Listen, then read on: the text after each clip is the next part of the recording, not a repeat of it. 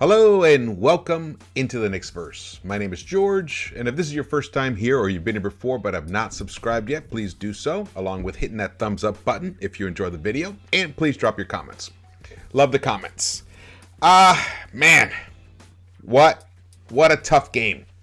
I mean, it was a great game to watch. This was a hard-fought game. It felt old school. It felt like this is the kind of game that I grew up watching. It's tough to lose it, especially when you consider with a minute left in the fourth quarter, Giannis fouls out. I know we send Mitch to the line. You know, he's not our best free throw shooter, but he hits one of them and he gets the rebound on his miss. So then it's 103-102. Bucks ahead. We get the rebound, gets it to Brunson. Brunson gets fouled. And he goes to the free throw line, and he misses one. But he makes the second one. So now we have a tie game, 103-103, with 47.6 seconds left in the game. And the Knicks never score again. They lose, and it's a tough one. Lose 109-103, and that's because, fouls to try to stop the clock. And man, I got to say, for one, shout out to Mitch. Mitch, I think he played a fantastic game. I'm completely thrilled by his effort tonight. I think he had 20 rebounds. 20 rebounds, 15 points, 20 rebounds, a nice double-double. 11 of those rebounds were offensive rebounds and 9 were defensive. He only got credit for one block, but he even got an assist tonight. I thought he had 2 assists, but he got credit for 1 assist. The team just shot terribly in general from the three-point line. Only hit 6 of 30, 20%. Overall, shot 42 of 100. They put up 100 shots tonight, the Knicks did. And we only connected on 42. All that said, the game was tied with 47 seconds left. And they could not pull it out. And Giannis was not on the court. And the reason I keep pointing that out is because sometimes it's talent and ability, of course. That's what gets you in these moments. But it's also understanding game situation. Remember when I was harping on Cam not having situational awareness back when I was pointing that out, and he's definitely has grown tremendously. I mean, all the Knicks players not having game situation awareness. Now here, I'm going to show you a couple of. I'm only going to show you 2 highlights. Let's go to the first one. This is, and I'm showing to you backwards. Showing them to you backwards here. This is what happened after the highlight I'm going to show you. Look at the pain and agony in RJ's face. He's disgusted with himself. He's frustrated with himself. And I'm hoping that there is a lasting benefit to this agony and pain that he's feeling right here. Look at him. I think there's like 17 seconds left, 14 seconds left in the game. Right then, Grayson Allen had just hit a 3-point shot to give the Bucks a 3-point lead right there. So, I'm showing you that. And the reason that RJ is in such agony is because of this next series of plays that I'm going to show you right here. Here we go. Top to Allen. Grayson Allen fires a 3. Oh, it's good. Allen from downtown. Barrett back to a 3-point lead for Milwaukee. Barrett was all over him. You hear Clyde say Barrett was all over him. 20-something seconds. Breen says Knicks don't need to go for the 3. Look at this. I want you guys to look at who was guarding Julius right there. No Giannis in the game. So yeah, Lopez is still in the game, and he gives you rim protection. But here we go. Look at that. Oh, brutal. He was on him, but he could have closed out even closer. He could have. I thought when I first watched that, Lopez set a stronger screen, but he didn't. He just whipped right past him. He just created kind of a diversion. But look, Randall has Drew Holiday. Dump it to Randall. The ball can get kicked back out to the three-point line for an even cleaner look. Why did RJ force that? Why? It was you can see he muscled the ball out. It was not a smooth release. Oh. As you can see, Grayson Allen just had a nice smooth release. So here we go. 30 seconds left. Knicks don't necessarily need to go for the three here. Look at this. Right there. That's... Too strong post rebound. Knicks have to Now... Knicks have to foul right away. All right, we're going to come back at it with this. Now, RJ was actually having a great game. He actually, before that miss, he was 8 of 14. He was 2 of 3 from the three-point line. He gave us 26 points. He ended up 8 of 15. Shot 53.3%. Shot 50% from the three-point line, 2 of 4. He did miss that one, but he missed one free throw. Missed free throws are painful here. He was fouled on a three-point shot. He missed the middle free throw. Would have been nice. I know he did finish 8 of 9, which is great, but when you're battling a team like the Bucks, an excellent team like the Bucks at home, you have to be as close to perfect as possible on the charity stripe. All right, now the Knicks overall didn't do it on the charity stripe. They only shot 65%. So that was the difference in the game. Close game like this, don't even look at this 6-point disparity. It was only really a 3-point game. If the Knicks hit, let's say 80% of their free throws, it's a tie game. It's a tie game. Very difficult. Very difficult loss. But I got to say, I really loved the effort that they put out defensively. I thought this was probably one of their best defensive efforts we've seen in quite a while. And remember, they're battling a team. I mean, the Bucks have been struggling offensively in general. They have, I think they have the best rated defense in the East, or one of the two best. I think that maybe the Celtics might be the only one who's better than them. But still, any team with Giannis, any team with those 3-point snipers that they have is going to be dangerous on any given night. And tonight was a night where we could have used some efficiency at the 3-point line. At the 3-point line, of course. But the Bucks weren't even hitting their 3-point shots either. They hit 28.6%. But they put up. Oh, wait a second. Yeah, they hit 28.6%. They put up an additional 5 3-point shots than we did, and hit 4 of those additional 5. That's what I always talking about.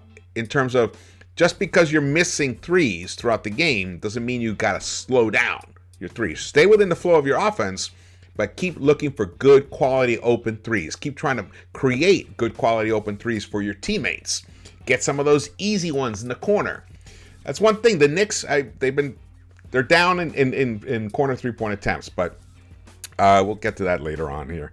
As you can see, Randall played 39 minutes. Remember, this is the second game of a back-to-back. They played last night in Detroit, came home to play the Bucks, who are second in the East right now. So this was going to be a tough battle. So I gotta say, I'm impressed with the effort that they gave on the defensive end tonight. I thought that they closed out hard and fast in general on the 3-point shooters. Were they generally? They didn't have clean looks. Did they have, were they, being smothered? No, they weren't being smothered. But the speed that they were closing out on the 3-point shooters was enough to disrupt, to put that little tiny bit of doubt in the shooters' minds. And it worked because they kept them to under 30% shooting from the 3-point line. They only shot 28.6% from the 3-point line, talking about the Bucks. RJ Barrett, like I said before, 26 points. He was the high scorer of the game. Brunson was struggling in this game. He had to leave like about 2 minutes into the game right away. He looked like they never even told us what actually happened, but it looked like he tweaked his ankle or something happened with his shoe, and he got subbed out for Rose. And then I thought he was gone. I thought, oh no, this is it. Brunson's gone. But no, he came back in the game and he battled. He only shot 8 of 22, 36.4%. He missed all 4 of his 3-pointers. It's tough on a night when Randall, who of course had a tremendous night last night, Comes in tonight and he shoots 12.5% from the three-point line on 8 attempts. He only hit 1 of 8 from the three-point line. Brunson 0 of 4 from the three-point line. Grimes 1 of 4 from the three-point line. And Emmanuel Quickly, who was starting to kind of break out of his three-point, he was 0 of 5. Now, some of his were rattlers. Like they look like, oh man, they could go down, and it just didn't drop. So that was difficult. This is a tough game, man. The bench in general was a bit disappointing tonight. It was actually it felt like it was the starters that kind of kept them around. But when you look at the plus minus, it's pretty evenly spread out. But I gotta say, the difference tonight, what kept the Knicks around, was Mitch Robinson. Excuse me. You can see 7 of 9, 20 boards for him. Even had one sweet little time. He even had a teeny tiny little baby hook over Lopez. It was beautiful. Wish we could see more of that. Really do wish we could see more of that. Obi Toppin, who, as you can see, I don't know if you follow Tommy Beer, he tweeted out that Thibs has turned Obi Toppin into Steve Novak. The Novakization of Toppin is one of the oddest things about the Tom Thibodeau era. I mean, how you don't run plays, and encourage Obi to cut and encourage ball handlers to find Obi when he's cutting. I just don't understand what's happened there. His game has completely changed from what we were seeing in the first half of the season, the first 10 or so games, to what's happening now. But tonight he did hit 2 nice 3-point shots, which was nice to see him do. But that's it. He took 5 shots, and they were all from the 3-point line. None around the hoop. His competitive advantage is his athleticism. He's a high flyer. He was the slam dunk contest guy. I mean, it's tricky. It's hard to understand what's happening with the team. But I'll say a couple of good positive things is I saw some minutes of small ball in the first half and again in the second half. And even though it looked a little helter-skelter, looked a little crazy and manic, the Knicks, and I'll verify it and I'll tweet it out, but I'm pretty confident that the Knicks actually won those minutes while they played small ball. So I just think they just need more time. It's such a drastically different style of play, small ball, especially for these guys. They have to, well, for one, you don't necessarily have to have a single point guard who's making all the decisions. Everybody has to work like on a string defensively and offensively. Constant movement. And if you find any kind of an edge, if anyone leaks out, you got to push that ball forward, get it passed over the defense. Kind of like you see it in soccer, when they do those long passes. And now we don't have an offside, so we can do it constantly. That's the kind of play. And there were times, one time, shout out to Randall, beautiful pass, like cross-court pass to RJ for a nice make. Similar thing happened with IQ. I don't know who fed him the ball. He drove. He did everything he could, and he's been making those layups lately. Tonight it didn't happen. So just a tough game. Quickly, overall, it was 2 of 9, 4 points, 6 rebounds, only 2 dimes, 18 minutes. But again, defense, he provided some excellent defense. It felt like an old school type game tonight. Felt like the 90s Knicks type. But it felt like, the Patrick Ewing, Johnny Starks, Charles Oakley type, but Knicks game. That's what it felt like tonight. In fact, what was the score at the halftime? It was it was something ridiculous. Let me see. In the first half, the score was 47-45. Dismal. The Bucks were only shooting. They had 4 of 22 from the 3-point line. And the Knicks were just 4 of 17, just a little bit better. It was a brutal battle. All right, let's keep going. Here you can see the plus minus. Randall he finished with 18 points, 5 dimes, 8 boards, only 1 turnover, which is nice. The Knicks, as a team as a whole, only committed 7 turnovers, which is also why they were sticking around. I gotta say, at one point it looked like I think the Bucks built up a 7-point lead, and it felt like it was gonna become a 10-point lead, and then suddenly you blink and it's like a 15-point lead for the Bucks. And no, the Knicks kept sticking around, and that showed fortitude. It has to be commendable. We've dropped the last 3 home games, I believe. It was a overtime loss to Portland, and then a last-second game. Brunson had a chance to win the game with OKC, or at least tie it, and just weren't able to do it. So those were two tough losses that were close. It came down to the wire. One was overtime, and tonight had a similar vibe, but tonight's defense was far superior than those other games. If they had played the kind of defense they played tonight in those other games, right now the Knicks would be 2-1 in the last 3 games at home. So I'm gonna take this as a glass half full type situation, especially when you consider it's the second game of a back-to-back. Now we have a back-to-back on the weekend. Next game is Saturday, and then Sunday against the Cavs, which is going to be a big game.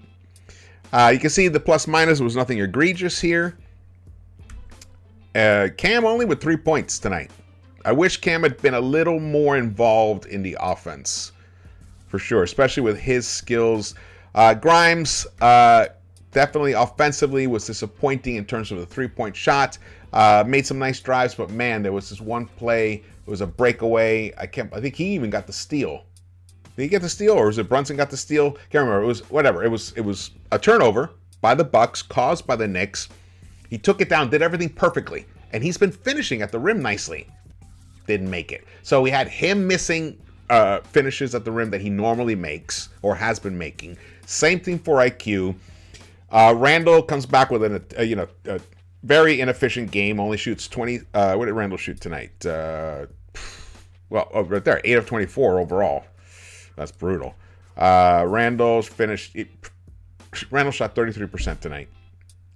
1 of 8 from the 3-point line. It's amazing that the game was tied with 47 seconds left. Let's see here. You can see Giannis only had 18 points midway through the third quarter, and then he just started cooking. He just started steamrolling. But even still, the Knicks were able to somewhat neutralize the others on the court. No one else got really super hot. You can see Holiday did finish with 22 points. But other than him, no one else was doing much. So that's why this game was right there for them to take it down.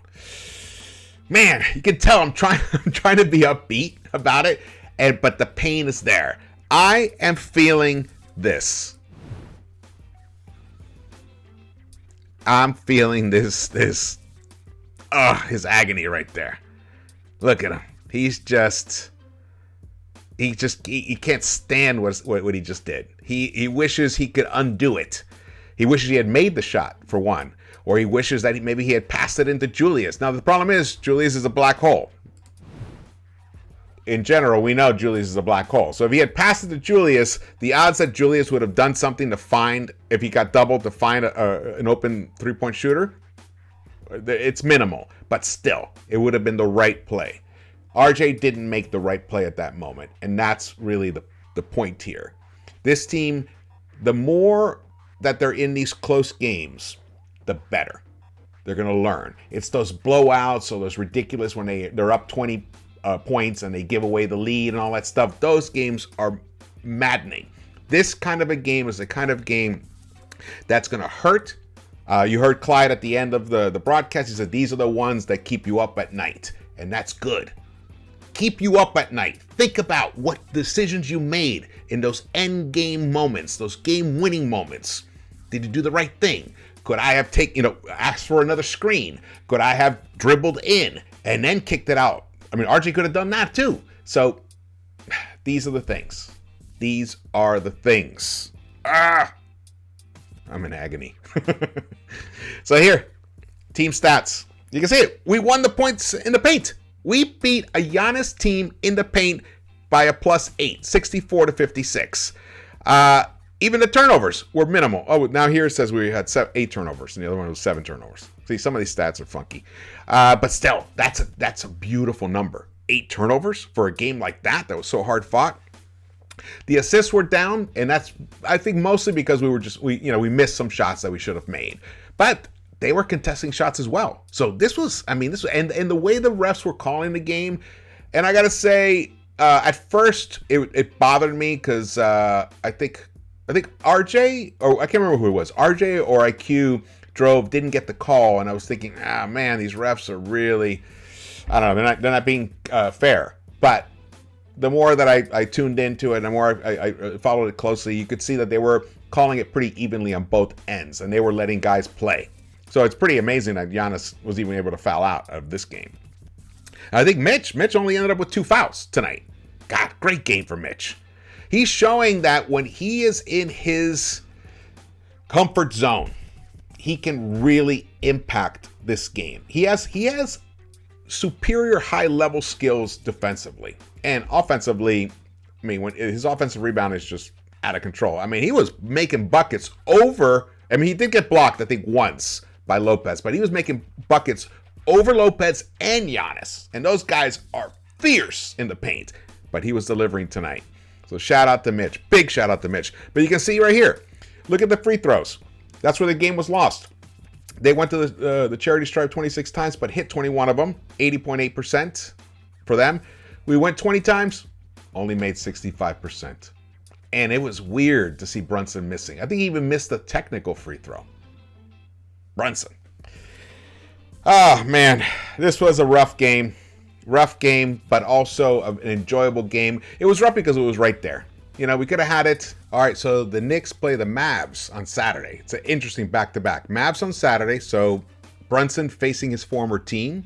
Kemba returning to Madison Square Garden. And on Sunday, the Knicks face the Cavs at MSG. Spider Mitchell, who we missed out on. And there's a lot of debate whether we should have pulled the trigger or not. So it's going to be an intense weekend. Would have been nice if the Knicks could have pulled this game out tonight. They were close, but maybe having a little taste of beating a really high-quality team will carry over onto Saturday. I'm hoping. And they have a couple of days off to work on things, work on the mistakes that they've made. You know, those sleepless nights sometimes do pay off. I know they pay off for me, definitely. Okay, thank you so much for watching this. My name is George. Please subscribe, hit the thumbs up button, and drop your comments. Want to hear your comments. Love the comments. And I will see you around the Knicks-Verse.